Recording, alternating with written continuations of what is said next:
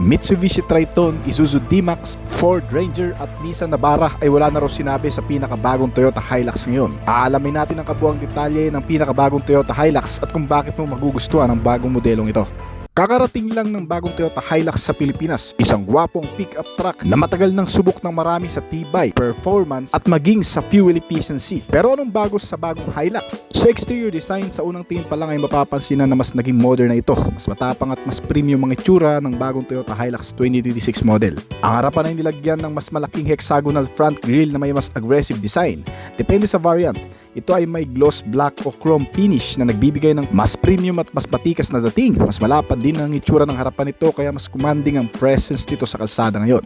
Kasama rin ang bagong LED projector headlights na ikinabit sa modelong ito na mas maliwanag at mas malinaw na ang buga ng ilaw sa gabi. At syempre, isa sa mga kumukumpleto sa visibility nitong Toyota Hilux ay ang Integrated LED Daytime Running Lights o DRL na hindi lang nagpapaganda ng itsura kundi nakakatulong din para mas madaling makita ang sasakyan sa araw at gabi. Habang sa ibabang bahagi ng bumper nito ay makikita ang mas malaking air intake at fog lamp housing na nagbibigay ng sporty at mas aggressive character, kasama ang skid plate sa ilalim na nagbibigay ng mas rugged na design at dagdag proteksyon kapag dumaan sa mga hindi sementadong kalsada. Pagdating sa gilid nito makikita ang mas mataas na ground clearance size ng bagong Hilux ngayon, kaya handa ito sa mga baha, lubak, putikan at iba't ibang kondisyon ng kalsada sa Pilipinas. Bagay na bagay ito sa mga taong mahihilig magpunta sa mga masusukal na kagubatan o mga bundok dahil ang pick-up na ito ay nilagyan ng matibay na body on frame chassis para talaga sa matitinding terrain. Ang malalapad na wheel arcs ay nagbibigay ng muscular at tindig, habang ang bagong alloy wheels design nito na umaabot ng 18 inch sa ilang variants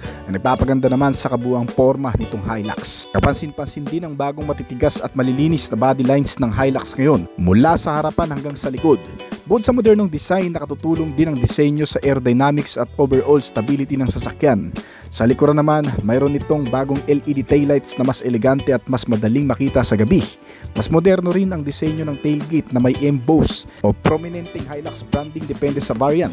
Ang rear bumper naman ay may matibay at may integrated step para sa mas madaling sumakay sa cargo bed nito. Speaking sa cargo bed, ay isa rin sa pinakamalaking bentahe ng Hilux. Malawak kasi ang space nito para sa mga gamit, construction materials, motorsiklo, camping equipment, o iba't ibang mabibigat na karga. Dahil sa matibay nitong ladder frame chassis, kilala ang Hilux sa kakayahang magdala ng mabibigat na load nang may kumpiyansa.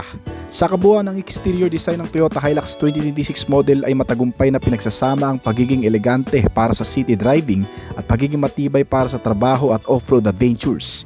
Isa itong pick-up na mukhang handa sa anumang hamon habang nananatiling premium ang dating nito. Ngayon naman pag-usapan natin ang engine performance ng bagong Toyota Hilux. Sa Philippine market, ang top variants ng bagong Hilux ay gumagamit pa rin ng 2.8 liter 4-cylinder dual overhead cam turbo diesel engine na may common rail direct injection at variable nozzle turbocharger o VNT. Ang setup na ito ay nagbibigay ng magandang balance sa lakas, tibay at fuel efficiency ng Hilux. Ang makina ay kayang maglabas ng humigit kumulang sa 204 horsepower na maximum output hanggang sa 500 Nm ng torque naman sa automatic transmission. At para naman sa manual transmission ay bahagyang mas mababa ang torque, humigit kumulang sa 420 Nm lamang. Pero sapat pa rin ang lakas na ito para sa pang-araw-araw na biyahe, mabibigat na karga at maging sa off-road driving. Ang makina nito ay pinares sa 6-speed automatic transmission at 6-speed manual transmission depende sa variant. Kilala ang transmission ng Hilux sa maayos at makinis na shifting, habang ang manual variant ay nabibigay ng mas direktang control para sa mas gusto ng traditional na pagmamaneho. Kung ang pag-uusapan ng performance, mabilis ang hatak ng Toyota Hilux, lalo na sa mga mababang RPM dahil sa mataas nitong torque, na kung saan hindi mo kailangang idiin ng husto ang silinyador para makaramdam ng lakas. Kaya mas komportable itong gamitin sa city driving, highway overtaking at paakyat sa mga kalsada. At isa pa sa pinakamalaking bentahe nito ang kakayahan sa paghila at pagbubuhat. Dahil sa matibay nitong makina at chassis, kayang-kaya nitong magdala ng mabibigat na karga sa cargo bed o humila ng trailer. Kaya paborito ito ng mga negosyante, kontraktor at mga mahihilig sa outdoor adventure. Para naman sa mga mahihilig sa off-road, ang 4x4 variants ng Hilux ay may part-time 4-wheel drive system na ngayon na may low-range gearing na nagbibigay ng mas mahusay na traksyon sa putikan, buhangin, mabatong daan at matatarik na akyatan. Habang sa ilang variants ay meron namang rear differential lock na tumutulong kapag madulas o hindi pantay ang dinaraanan. Pagdating sa fuel efficiency, wala pang opisyal na iisang fuel consumption figure para sa lahat ng variants nito dahil nag-iiba depende sa kondisyon ng pagmamaneho at kalsada. Ganun pa man, kilala pa rin ng 2.8 liter GD diesel ng Toyota bilang isa sa mga maaasahan at matipid sa klase nito kapag regular ang maintenance at maayos ang driving habits. Sa kabuuan ng makina ng Toyota Hilux 2026 ay hindi lang ginawa para sa bilis. Nakadisenyo ito para maging matibay, maaasahan at may lakas na hatak at handa sa anumang hamon mula sa pang-araw-araw na biyahe hanggang sa mabibigat na trabaho at malalayong adventure. Kaya kung hanap mo ang pick-up na may subok na performance at pangmatagalang reliability sa makina, ito ang Toyota Hilux 2026 bagong generation ngayon. Mapunta naman tayo sa interior features nito.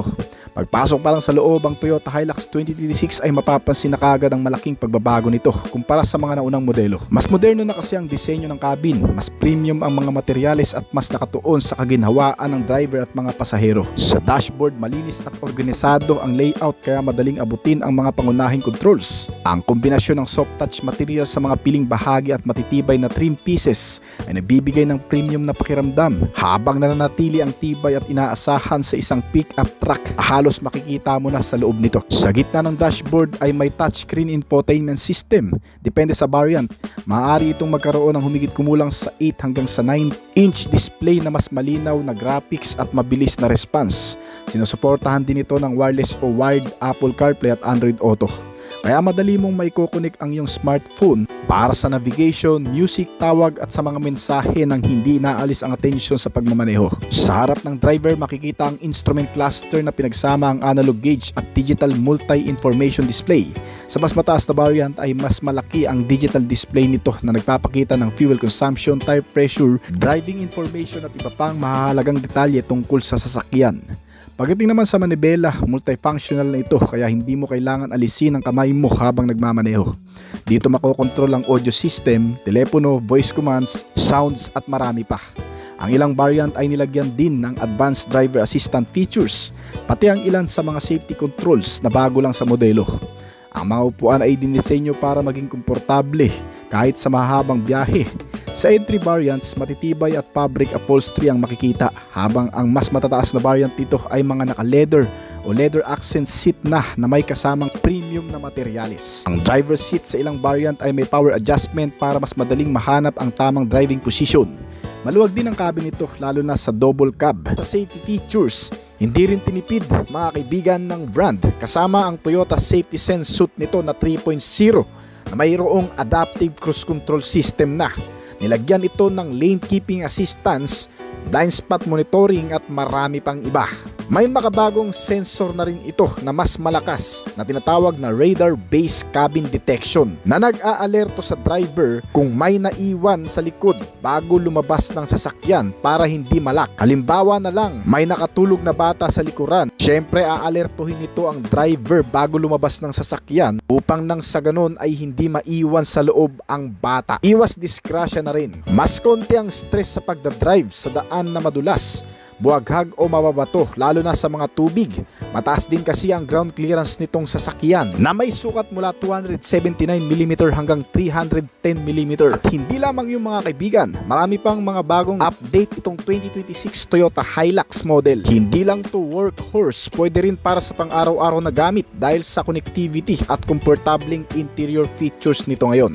Sa isang banda para sa trabaho at adventure ride, at sa kabilang banda naman para sa luxury pick-up na may modernong features. Ang 2026 Toyota Hilux ang pinakabagong pick-up model na may BEV o Battery Electric Powertrain na ngayon. Sa mga hindi nakakaalam, ang Battery Electric Powertrain ng bagong Toyota Hilux 2026 model ay isang pangkaragdagang lakas at performance ng modelong ito na kung saan hindi lang nagre-resulta sa mas malakas na hataw at mas mabilis na arangkada nitong Toyota Hilux, ay tumutulong din ito upang mas mapatipid ang konsumo sa fuel. Malalaki ang gulong nito na umaabot ng hanggang sa size 20 at may matitibay na klase ng suspensions na talagang ikinabit na ng manufacturer nito para sa ready off-road vibe ng modelong ito. Sa kabuuan, pinagsasama ng bagong Hilux ngayon ang tibay at modernong technology para masigurong ligtas ka sa bawat biyahe. At dahil sa may katipiran na rin kumonsumo ng fuel itong bagong modelo, ay napapanahon na rin talaga ang pagdating nito sa Pilipinas ngayon na napakataas ng presyo ng krudo. Ayon sa ilang mga owner nito sa ibang bansa,